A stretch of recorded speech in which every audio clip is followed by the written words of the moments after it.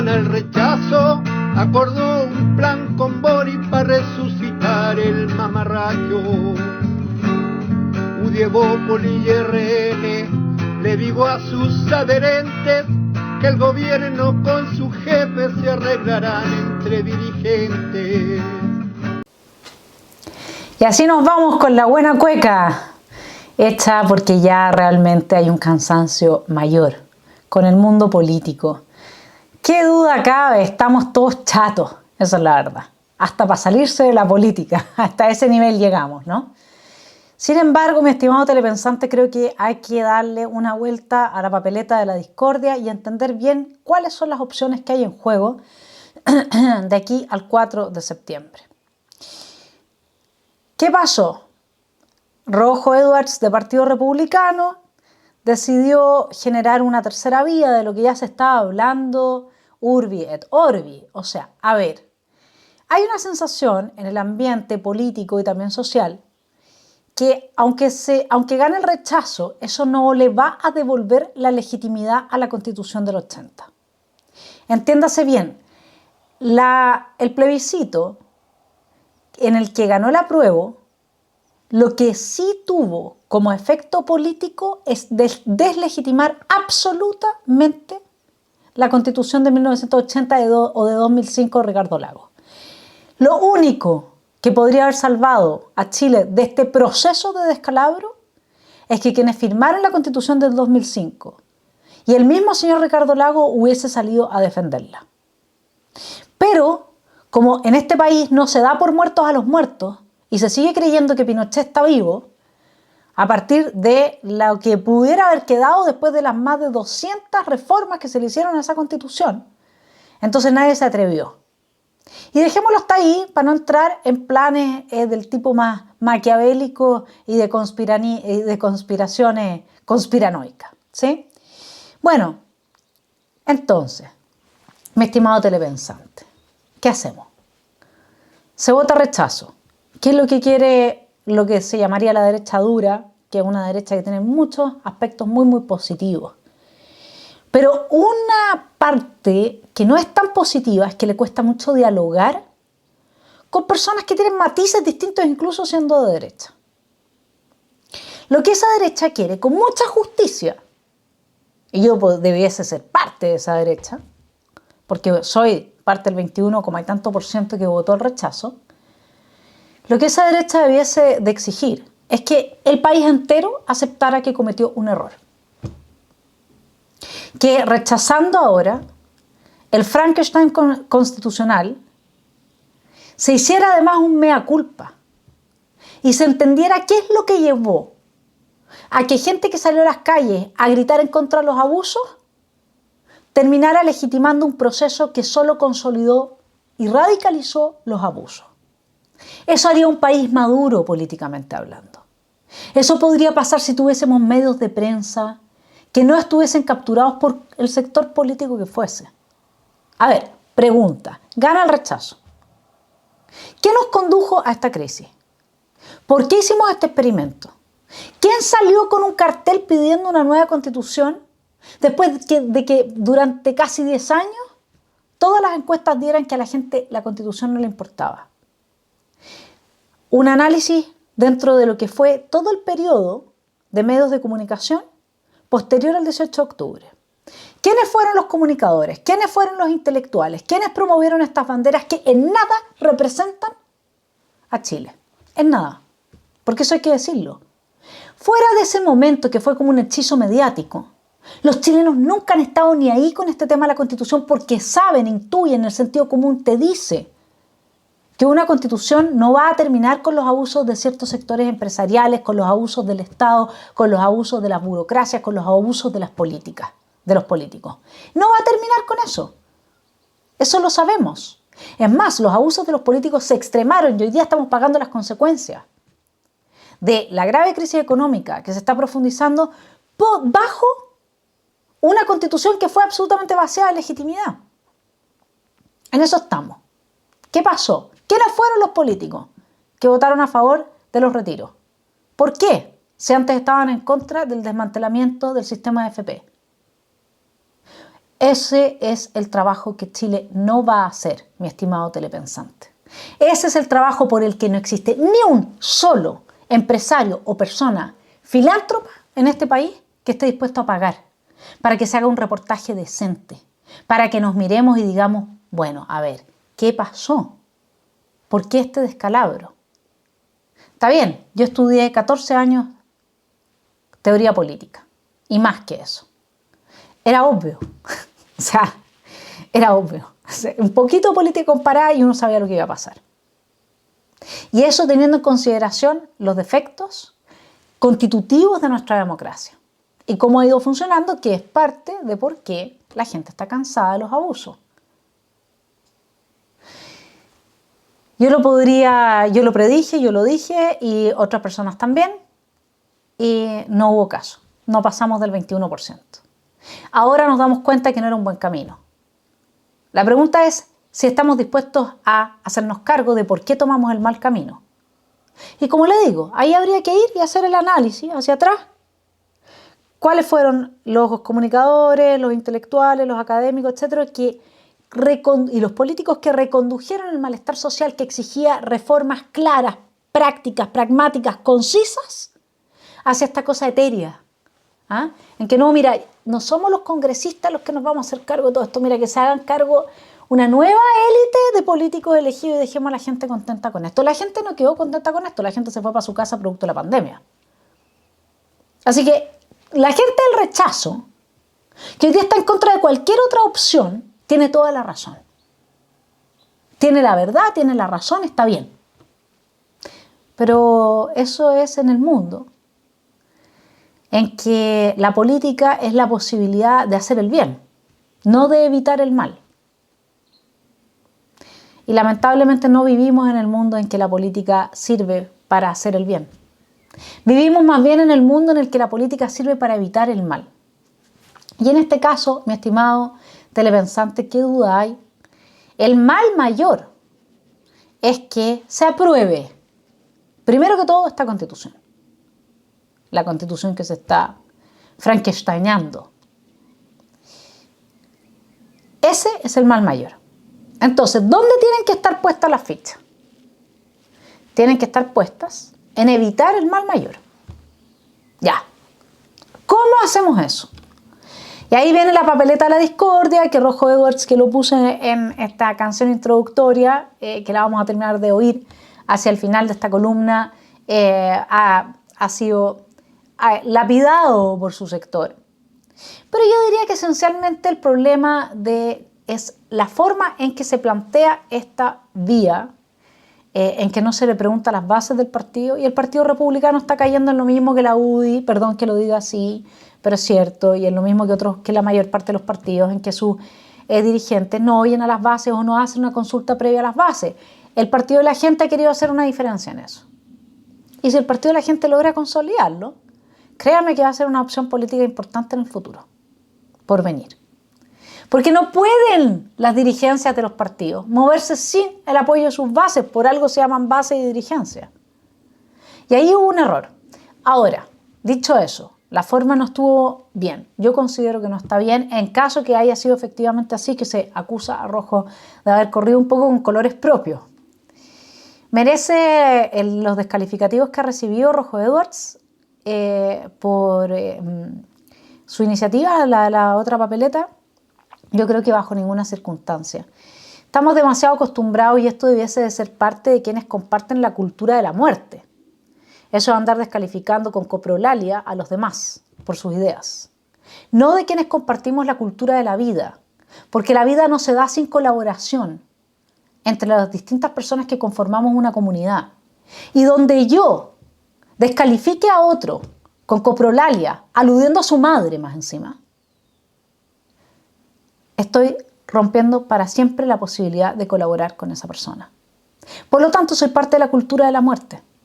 Debiera de cambiarme al Frente Amplio. ¿Sí? Bien, vamos con la papeleta de la discordia. A ver, de lo que se trata es que haya una segunda papeleta con 4 opciones para que el proceso constituyente continúe, aunque gane el rechazo.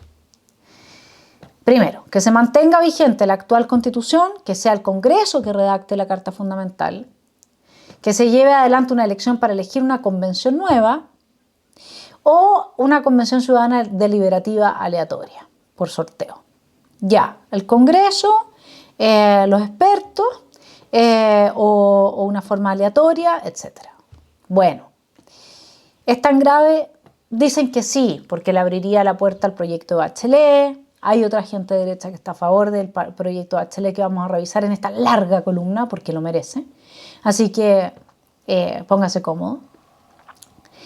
Bien, entonces respecto del tema de qué es lo que dice la gente, porque la pregunta acá es que como la política, mi estimado telepensante, se trata la mayoría de las veces más de evitar el mal que de hacer el bien. Necesitamos primero evitar que gane la prueba. Y una vez eso, evitar el descalabro institucional que va a seguir al triunfo del rechazo. Sí, si triunfa el rechazo, usted no va a tener la certidumbre institucional que quería, la certidumbre jurídica, para evitar que el país se siga haciendo sal y agua. ¿Por qué no? A ver. ¿Sabe qué es lo que me pasa, mi estimado telepensante? Que cuando yo veo a mucha gente que no es capaz de ir más allá, lo que Kant denomina el pensamiento extensivo, ponerse en el lugar del otro para tener una perspectiva más amplia que la de su ombligo. El 80% que votó a prueba votó convencido de que la culpa la tiene la Constitución, de Pinochet. Eso fue lo que se vendió en los medios. Hoy día nosotros tendríamos que hacer ese trabajo que yo le dije de proceso, de madurez, que no vamos a hacer porque nadie va a poner un peso por eso, porque a nadie le interesa la élite política saber la verdad, ni en la élite económica tampoco. Entonces la gente va a seguir convencida de que el problema es la Constitución. O sea, quienes argumentan que de ganar el rechazo se vuelve a legitimar automáticamente como por arte de magia la Constitución del 80, que es del 2005, yo sé, pero no hay nada que hacer, se le metió a la gente en la cabeza eso. Póngase en el lugar de la gente que tiene eso en la cabeza. Yo les voy a haber dejado el poder de nuevo a la extrema izquierda en las manos. Porque cualquier cosa que no se mejore, y créame, las cosas en Chile no van a mejorar y yo no me alegro por eso, como dice el ojo torcido de The Clinic y de quienes en The Clinic no logran traspasar el umbral de televidentes a telepensantes al entrar en este canal. Por supuesto que no me alegro, pero sí me alegro cuando un estudiante mío me dice, profe, qué bueno que hice una prueba chica para saber que yo estaba mal preparado para el examen. Y esto, que nosotros tengamos ahora una restricción de recursos de la prueba chica, porque la pobreza que se va a venir de aprobar el mamotreto frankensteiniano que nos está planteando esta convención de constituyentes, Casa de Orate, nos va a hacer retroceder muchas décadas, mi estimado telepensante. He ahí por qué hay un valor en decir, mira, qué bueno que se nos apretó el cinturón, porque quizás así evitamos caer realmente en la inopia. Entonces, el que sea de un medio de prensa de izquierda que quiera volverme a tergiversar, a propósito de lo cual después hubo gente que me dijo que no puedo estar a favor del rechazo de forma pública porque no ve que le hago daño. Ese día uno de mis hijos me dijo, ¿sí sabes que cierra la puerta por fuera? No hay nada más. No vale la pena. ¿Le parece que no vale la pena? Yo creo que sí vale la pena. Yo creo que por los telepensantes que somos, acuérdense siempre que la izquierda tiene clarísimo que un pequeño grupo de personas es el que puede transformar la realidad. Y por Dios que lo han hecho bien. Nosotros también somos un pequeño grupo. Así que yo aquí estoy por usted. Y por quienes me ayudan, sobre todo en Patreon. Un poco más de 130 personas que sostienen a este canal, que le informa y hace pensar a más de 39.000 personas. Bien, ¿qué pasa si es que gana el rechazo con nuestra certidumbre institucional? Nada, pues mi estimado telepensante, no va a mejorar en nada, porque eso es pan para hoy y hambre para mañana. Mañana van a estar todos actuando como ya actúan, es decir, no se van a dejar regir por un rey que está muerto. Esa constitución está muerta, es una reina muerta. Entonces algo tenemos que pensar, oiga. Richard Caifal decía, hagamos un acuerdo político, no nos casemos con nada. Esa es una buena opción. Pero hagamos el acuerdo político de que a la gente le vamos a ofrecer soluciones reales a los problemas que tienen hoy. Pero para eso la clase política tiene que ponerse las pilas y trabajar. Y a mí me da mucho la sensación de que una parte importante de esa clase política no tiene ganas de trabajar. No tiene ganas de ponerse las pilas. ¿Qué dice la gente? Según una encuesta de Criteria, hecha Criteria en conjunto con Reconstitución del diario La Tercera y la Cámara Chilena de la Construcción. Se consultó ahí por las 4 opciones. Que se designe un comité de expertos, que se elija una nueva convención constitucional, que se elija por sorteo entre todos los ciudadanos a las personas que van a redactarla o que el Congreso la redacte. Adivine cuáles son los resultados. Lo que yo he dicho siempre, pastelero a tus pasteles, es de sentido común que la mayoría va a decir, por favor, que gente que sepa redacte la Constitución. Si los que no entienden esto es la gente que vive en una burbuja, es la gente que ya hace mucho rato tiene buen sueldo, APB, lo pasa al descueve, se da vacaciones a alguna parte fuera del país, esa es la gente que no tiene idea. La gente normal entiende que al dentista va para arreglarse la muela, no al mecánico. Y entiende que el problema es la ignorancia supina y, los que entienden un poco más, la manipulación de los actuales convencionales constituyentes, a los que espero que se los persiga por décadas en términos de ver cuál fue el futuro que les deparó después de su ejercicio como convencional.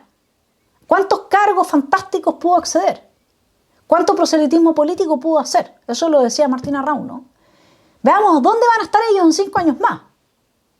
Que se les persiga mediáticamente, como los paparazzi lo hacen con la gente famosa, ¿no? Bien, entonces, ¿qué dice la gente desde el sentido común? Dice, mire, yo la verdad es que en mayor medida un 44% quiere que sean especialistas, mi estimado telepensante, los que redacten la nueva Constitución. Vamos de nuevo. Intentémoslo otra vez. Lo hicimos mal la vez pasada, pero ahora elijamos a la gente que sabe. Un 33% dice que se elija por un sorteo, tipo la democracia ateniense, de todos los ciudadanos. El problema es que ahí la captura va a ser de nuevo la misma. O sea, esta gente mucha no venía ideologizada y se la capturaron igual. El 17% dice que... Entonces, el 33% dice que se elija una nueva convención constitucional. El 44% que se elija un comité de expertos. Después, el 17% dice que se elija por sorteo. Y un 6%, mi estimado telepensante, está de acuerdo en que sean los políticos los que redacten la nueva Constitución. Entonces, ¿sabe qué? Esta es la parte que a esa derecha que tiene toda la razón en lo que está planteando, ganó el rechazo, hagámonos cargo y dennos la razón. Pucha, aplauso. Porque tienen razón. Pero de nuevo, eso en el mundo en el que la política sirve para avanzar lo bueno, no para evitar lo malo. Acá lo que nosotros tenemos, en definitiva, es que una parte importante, muy importante de la población, no apoya que los políticos redacten la nueva Constitución porque no les creen, no confían en ellos y tenemos absolutamente desacreditada a la clase política. Entonces, cuando uno ve, mire, lo que fue el resultado de la votación para el plebiscito. ¿Qué tipo de órgano debiera redactar la nueva Constitución? El 78,99% de los votantes optó por una convención constituyente, mientras que la convención mixta constitucional alcanzó solo el 21,01% de los votos. Y pensar que hay políticos que viven tan fuera de la realidad que creyeron que podía ganar esta opción. Y empresarios también. Están totalmente de orate. O sea, yo creo que la convención constituyente es una pequeña muestra del estado psíquico que tienen nuestras élites. Entonces, raya para la suma. La gente no quiere que los políticos, entiéndase, no quiere que los políticos le redacten la nueva Constitución. Luego, puede ser un comité de expertos o podría ser una nueva convención. La nueva convención caemos en lo mismo. Enseguida, la gente el rechazo. ¿Tiene razón o no tiene razón cuando dice el tema de la incertidumbre institucional? No la tiene. Porque quedarnos con una reina muerta no nos sirve.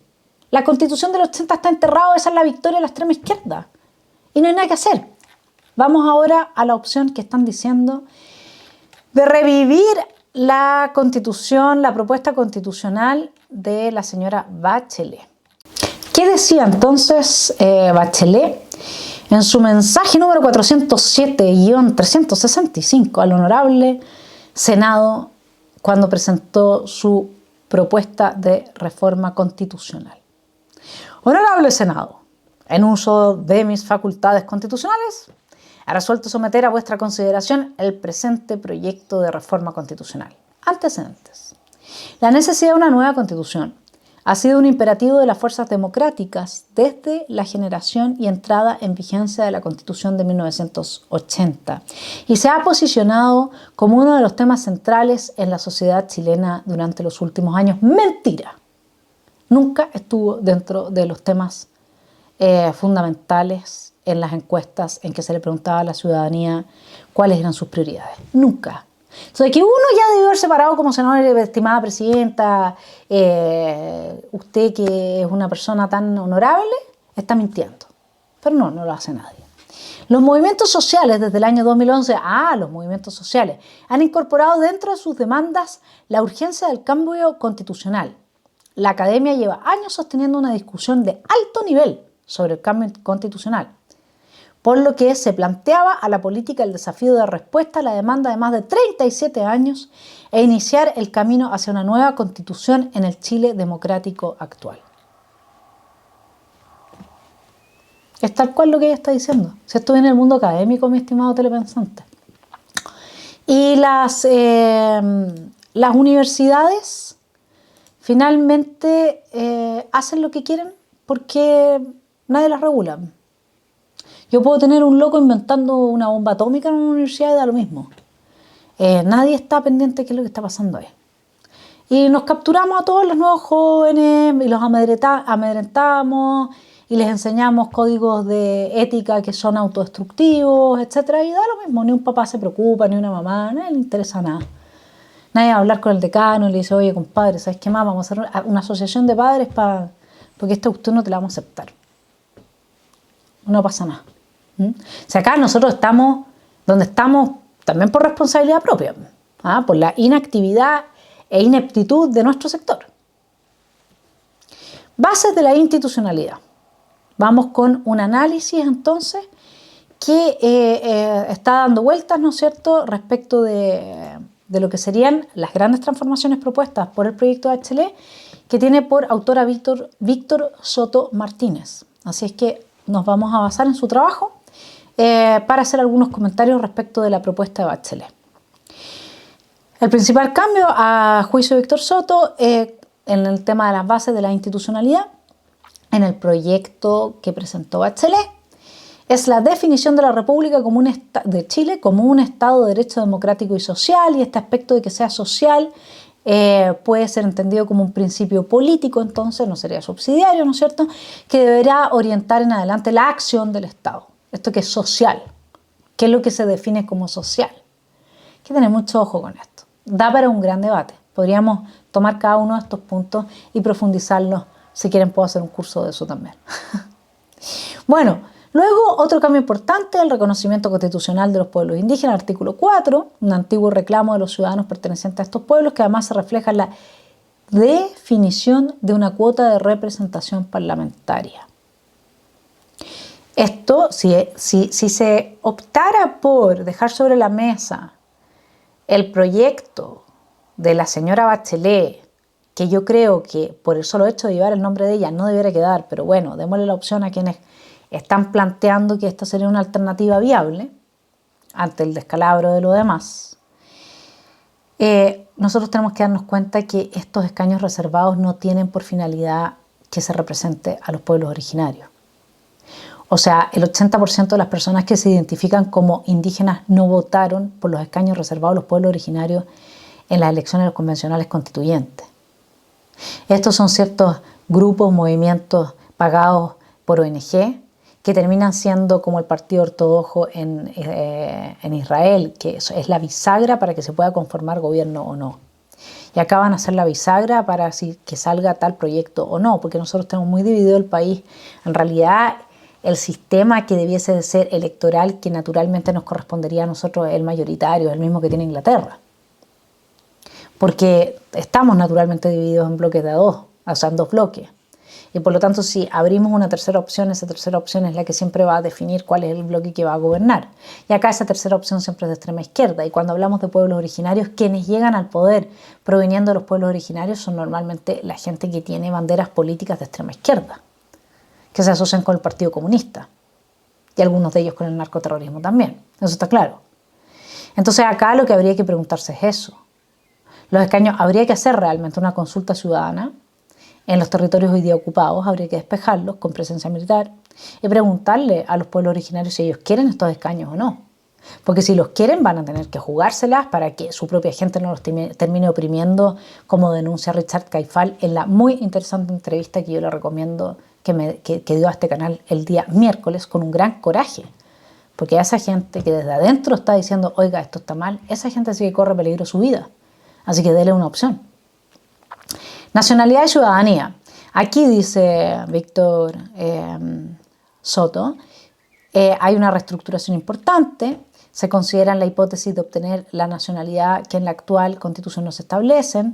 Lo más importante es la ampliación del concepto de ciudadanía, eliminándose la exclusión de quienes se encuentran condenados a pena aflictiva. Esto implica a su vez una ampliación considerable del derecho a sufragio, ya que las personas privadas de libertad podrían votar en las elecciones periódicas. Esto es de Orates. De nuevo, sumado a esos grupos que supuestamente representarían a los pueblos originarios, constituirían una minoría que solamente favorecería a la narcopolítica, pues mi estimado telepensante, ¿quién más? Esto es prácticamente, esto que hemos leído hasta ahora, beneficia a un tipo de régimen inaugurado en Venezuela que se fundamenta en la narcopolítica y que es la dictadura del narco. Sobre los derechos fundamentales, garantías y deberes constitucionales, capítulo con cambios profundos, se establece la garantía general de la protección de los derechos fundamentales. Esto tiene su correlato en el artículo 20 que modifica la actual acción de protección que actualmente excluye a los derechos sociales. Entonces, dentro de eso tenemos el problema de qué hacer con un Estado garantista. ¿Chile soporta un Estado garantista?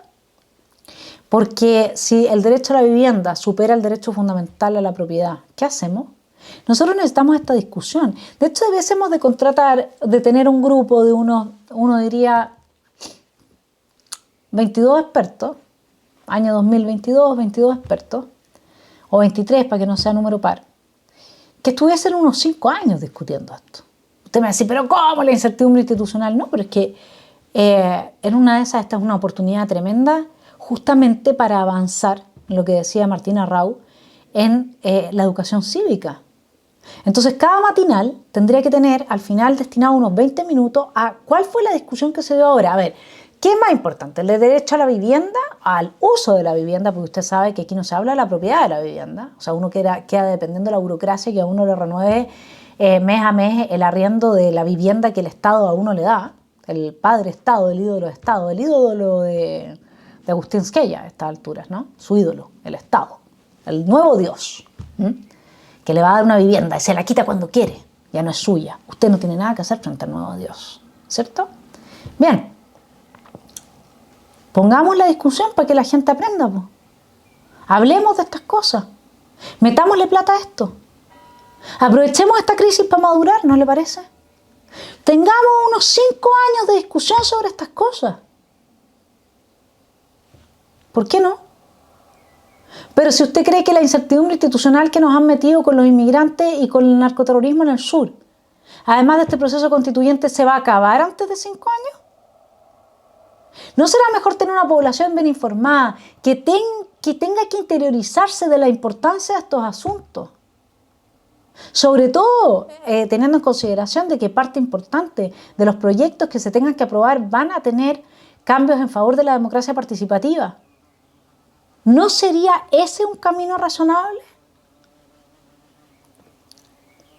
Bueno, evidentemente que se elimina la protección a la vida del que está por nacer en este proyecto de Bachelet, que fue esgrimida por mucho tiempo entonces para justificar la penalización del aborto.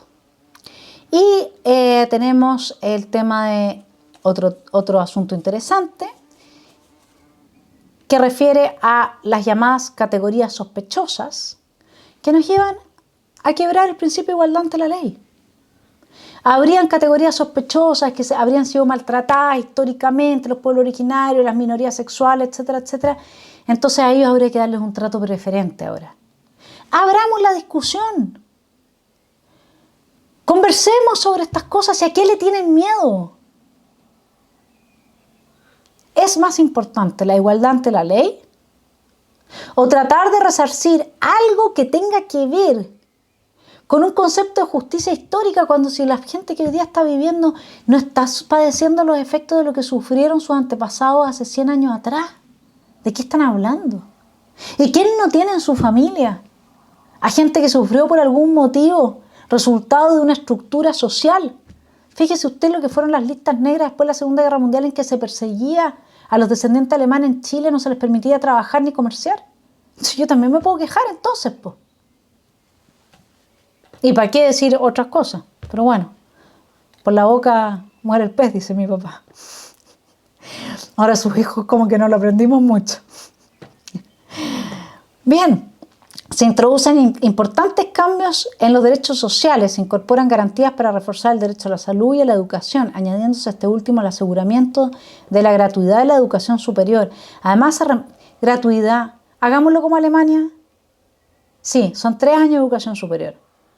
Si el primer año no aprobaste tu ramo, estás fuera y no podéis postular a ninguna carrera que sea de la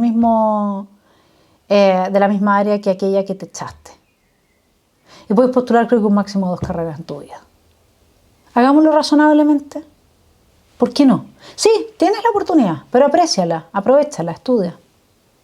¿Sabes que yo una vez iba entrando a la sala y camino a la sala, no lo voy a contar de qué universidad, estaba lleno de letreros, de que vamos a la protesta y que esto, lo otro, esto fue antes del 2019. Y yo entré a la sala y dije, ¿saben qué más? Yo voy a llamar a una protesta.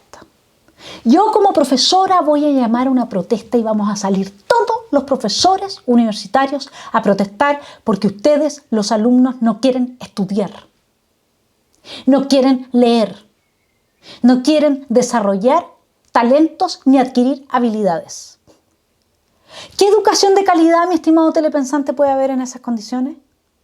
Con estudiantes así. Y les dije, ¿saben qué más? Cada uno de los que está aquí sentado con gratuidad y tiene el trasero en la silla, está ocupando fondos públicos que podrían estarle salvando la vida a un niño con SIDA, a una mujer con cáncer de mama, sirviendo para poner electricidad en zonas pobres. Está gastándose esos recursos. Entonces, ¿cuál es la responsabilidad asociada a este derecho? Tiene que haber una responsabilidad, pues, mi estimado telepensante. Bueno, además se reemplaza la libertad de trabajo por el derecho al trabajo. Es como yo quiero el derecho a ser rico, increíble. Y a la protección jurídica de su ejercicio, incorporando la igualdad salarial entre hombres y mujeres, y se incorpora en el derecho a la seguridad social la libertad de elegir un sistema de pensiones estatal. A mí me parece que debiera haber un sistema de pensiones estatal y, en definitiva, que la gente vea si eso es lo que quiere. Como decía mi padre también, hoy día lo recordamos mucho, sarna con gusto no pica, pero mortifica. Frente a todo esto, hay que además incorporar el derecho fundamental a la autosubsistencia. Derecho a desobediencia civil cuando el gobierno desmantele y destruya el aparato productivo y las condiciones de mercado que le permiten a usted trabajar y parar la olla y mantener a su familia. Derecho a la autosubsistencia es una reunión nuevamente del derecho a la vida y el derecho a la propiedad. Nadie le puede quitar el derecho a la propiedad porque entonces necesariamente lo mata de hambre. Nadie le puede quitar, por lo tanto, el mercado que se desarrolla y crece a partir del derecho a propiedad, porque si no lo mata de hambre. Si usted no me cree, vaya y pregúntele a los venezolanos. Cosa que se dé una vuelta por el parque forestal. Bien, finalmente se añaden los siguientes derechos nuevos. Derecho a la personalidad, se trata de un derecho general a la libertad. Derecho a los niños, niñas y adolescentes, es decir, a los niños. Con eso estamos. El respeto de su integridad y desarrollo moral, físico, psíquico y sexual. Y a ser tratados de acuerdo, empecemos por el Sename, ¿no? Y a ser tratados de acuerdo a su grado de madurez y autonomía. ¿Quién va a establecer cuál es el grado de madurez y autonomía de un joven? ¿Un juez? ¿Un juez ideológicamente capturado? ¿Quién lo va a establecer? ¿Su grado de autonomía y de madurez o el mío? ¿Quién puede hablar de eso? ¿Cuáles son las premisas sobre la base de las cuales hablamos de madurez. Autonomía es más fácil, porque yo paro mi olla, usted para la suya. Pero en un joven, pero no los dejamos trabajar. Pero vamos a evaluar su grado de autonomía. Pero los jóvenes no pueden trabajar, no pueden emprender. Bien, se trata entonces, ¿no?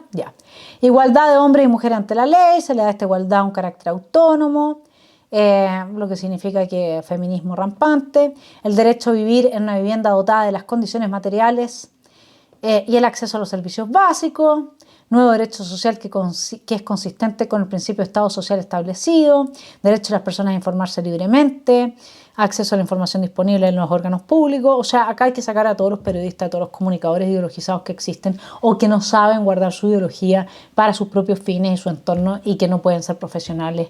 No objetivos, pues la objetividad no existe, pero sí imparciales. Eso quiere decir que los propios intereses de ellos no estén afectando el trabajo que hacen. Bien, el derecho a la participación en los asuntos públicos, derecho de participar en la vida social, en igualdades de condiciones en la vida social, igualdad de condiciones en la vida social. O sea, si alguien tiene un auto y alguien no tiene un auto, ya no tenemos igualdad de condiciones y por lo tanto esto el Estado lo va a tener que garantizar. No sé qué va a hacer, ¿le va a quitar el auto? Como Pol Pot, que mató a todos los camboyanos que sabían un segundo idioma porque no podía hacer que los demás aprendieran.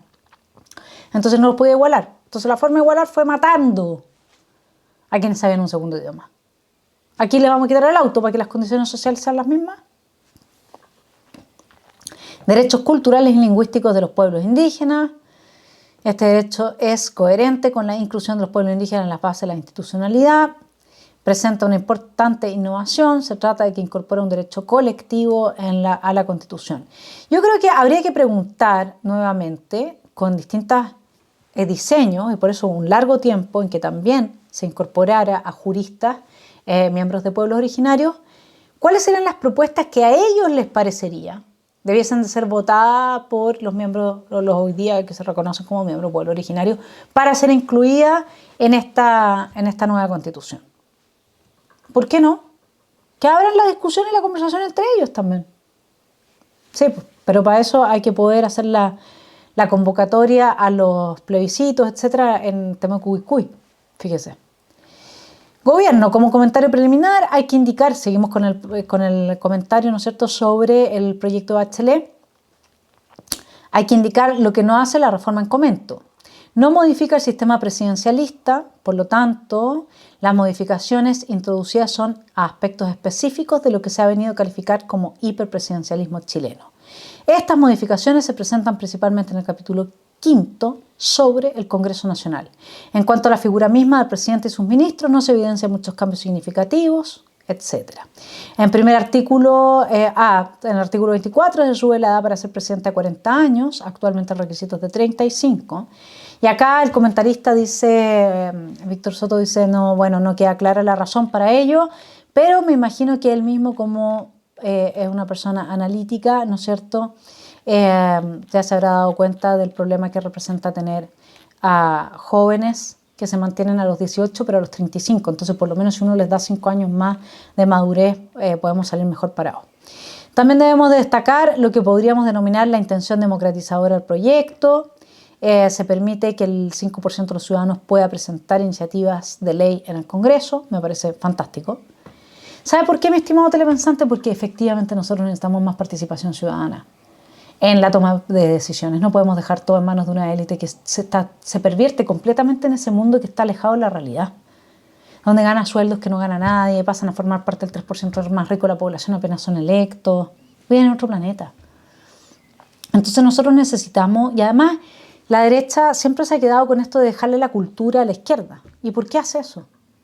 Porque no hay democracia participativa, porque donde la derecha se diese cuenta que si le capturan la mente a los jóvenes, si le capturan la mente a las mujeres, ellos pierden. Entonces estarían más preocupados de invertir en educación ciudadana, de hacer las cosas bien, de abrirse al diálogo. Es buena idea, encuentro yo. Bueno, acá artículo, otro cambio importante, la reducción de las materias de iniciativa exclusiva del presidente. En particular, se eliminan los actuales numerales 5 y 6 referidos a la negociación colectiva y la seguridad social. Esto es muy problemático. Bueno, en ese sentido se abre la puerta al populismo de los congresistas, ¿no es cierto? Nosotros ya lo sabemos. Las leyes orgánicas pasan a tener un quórum de la mayoría absoluta de diputados y senadores en ejercicio. El resto de las leyes pasan a ser de mayoría simple. Si a esto sumamos que el artículo 130, referido a la reforma constitucional, establece un quórum único de modificación de la Carta Fundamental de 3/5, eliminando los 2/3. Es decir, se relaja este tema de los cerrojos constitucionales y lamentablemente aquí se cita a Atria, que hoy día sabemos es una persona no grata para los demócratas, puesto que a Fernando Atria le parece que la violencia es legítima para alcanzar el poder y hacer las modificaciones que se quieren hacer. Por lo tanto, la cita a Atria hoy día es un problema. Quien cite a Atria se pone automáticamente, a menos que sea para criticarlo, del lado de la gente que considera que el fin justifica los medios y cuando los medios son la violencia para conseguir el poder político está justificada. Eso hoy día es Fernando Atria, el gran crítico de Augusto Pinochet. Tribunal Constitucional, este capítulo presenta modificaciones importantes. En primer lugar, se cambia todo el mecanismo de asignación, se establece un mecanismo único donde participan todos los poderes del Estado. La Corte Suprema define terna a partir de un concurso público. El presidente propone un candidato de dicha terna a cada una de las cámaras para que lo aprueben por 2/3 de sus miembros en ejercicio. En segundo lugar, se modifican sus atribuciones. Así, si bien se mantiene el control preventivo, la reforma eleva el quórum para declarar un proyecto de ley como inconstitucional, obligando que exista un consenso amplio, 4/5 de sus integrantes. Así se genera automáticamente una suerte de deferencia hacia el órgano democrático. Bueno, hay personas que saben más que yo sobre estos tecnicismos, así es que se los dejo planteados. Y puede, mi estimado telepensante, escribirnos a la página, que es su página, la página de los telepensantes. Le vamos a dejar el link al final de esta columna, en Cartas al Pensador. Con un máximo de 3.500 caracteres, hemos abierto un nuevo espacio para que todos los telepensantes puedan expresar las opiniones que no alcanzamos a revisar al pie de estas columnas en YouTube y pueda desarrollar sus reflexiones en el ámbito del respeto y de la democracia participativa naturalmente. Y voy a seleccionar una carta a la semana para leerla con nombre y apellido al final de mi columna de la semana, para que esa voz pueda resonar y abrir el espacio de reflexión en quienes estamos acá en esta esfera pública. Bueno, a la Contraloría General de la República no se le hacen modificaciones sustantivas, tampoco a las Fuerzas Armadas, lo cual es una buena noticia. El Consejo de Seguridad Nacional se incorpora a la Policía de Investigaciones, esto es extraño, yo también comparto acá con Víctor su análisis, considerando que su objeto es la seguridad nacional y no el control del orden público. En el Banco Central no hay modificaciones sustantivas, también eso es positivo. El gobierno y la Administración Interior del Estado no tienen tampoco modificaciones sustantivas. La reforma constitucional se eliminan, ¿no es cierto?, los quórums de 2/3 para ubicarse en 3/5, etcétera, ¿no es cierto?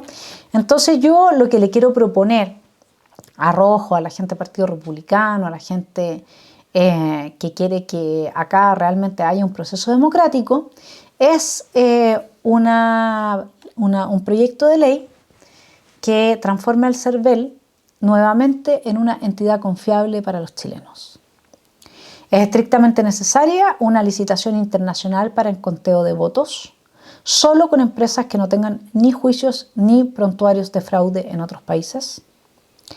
Hay que hacer una auditoría al padrón electoral de Chile, una elección aleatoria de todos los vocales de mesa del país, firma y dedo entintado del votante. Voy a leer aquí un análisis hecho por Juan Leguedé respecto de la importancia que tiene hoy día un CERVEL que responda a los altos estándares de democracia que requiere este proceso del 4 de septiembre.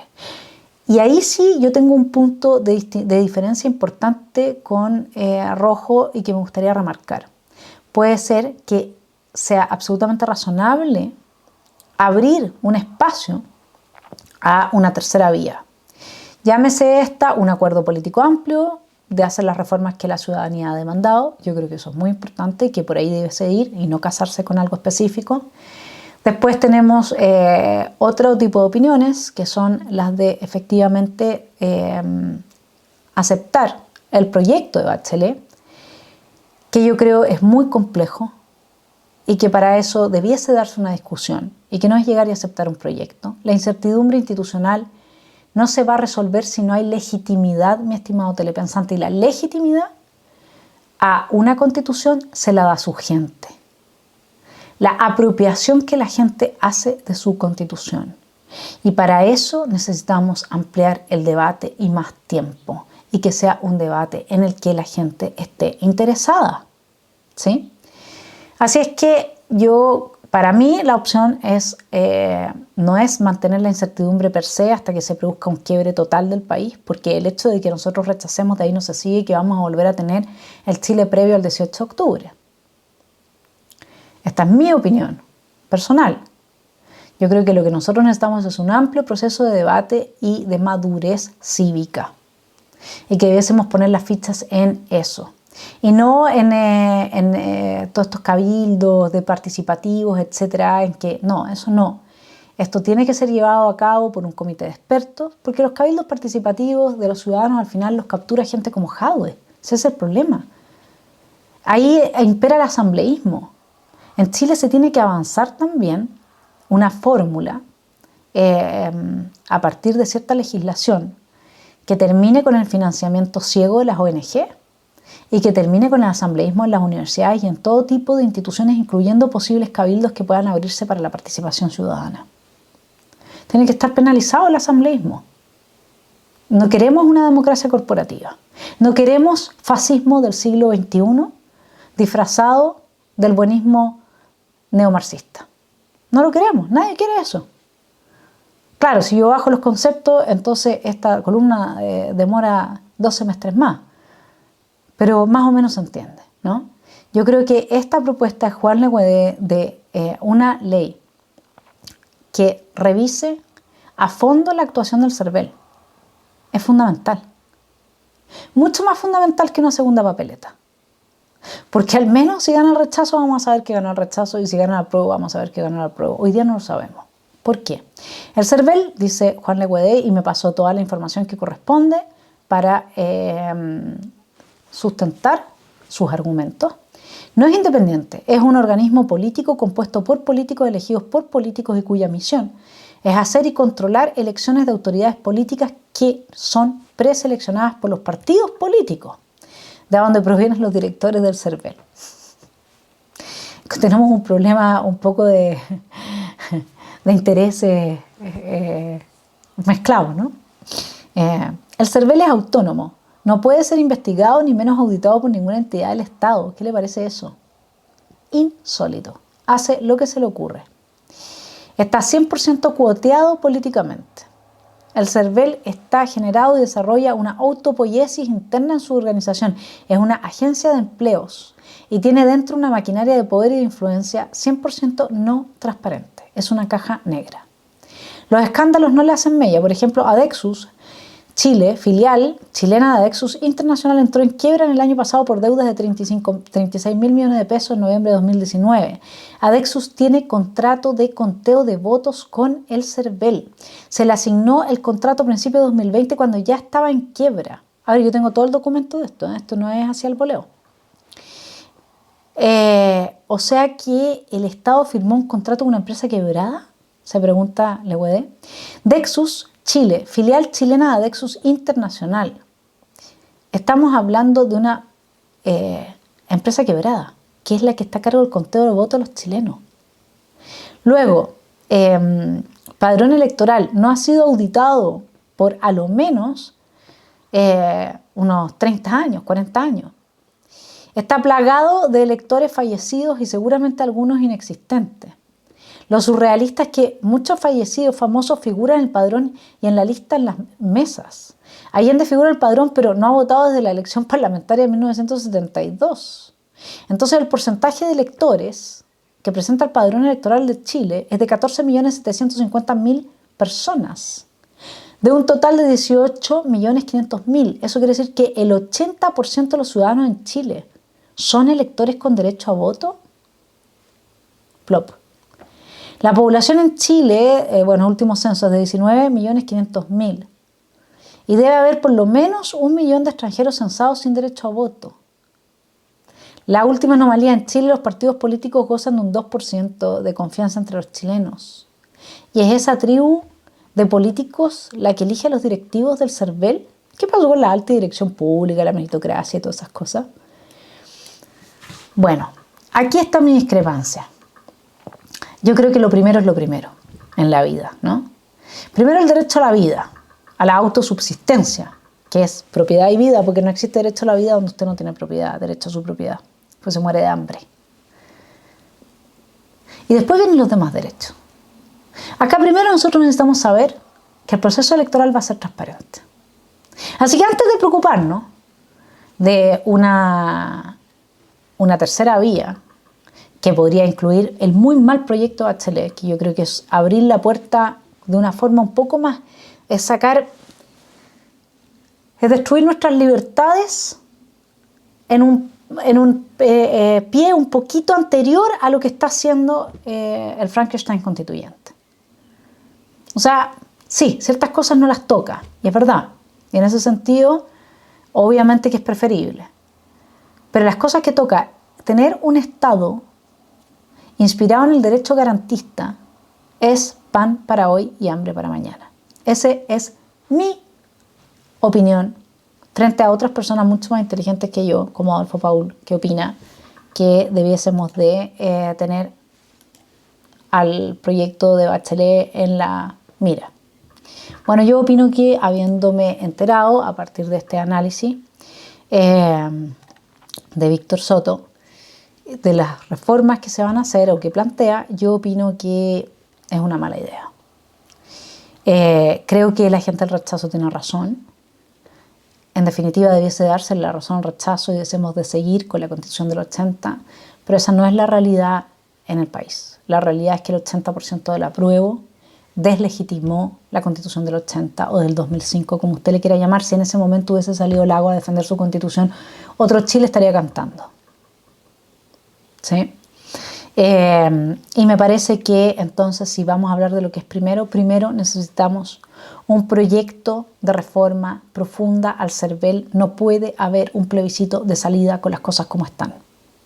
No puede estar lleno de operadores políticos. El CERVEL tiene que transformarse en una institución técnica y tiene que elegirse a sus integrantes por su mérito. Si usted me pregunta, eso es primero y es urgente.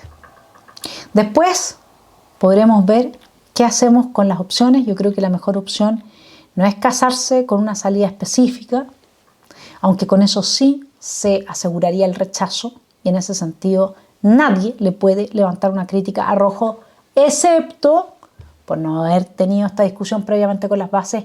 Gran problema en democracia, si es que es cierto lo que se dice, o con la bancada.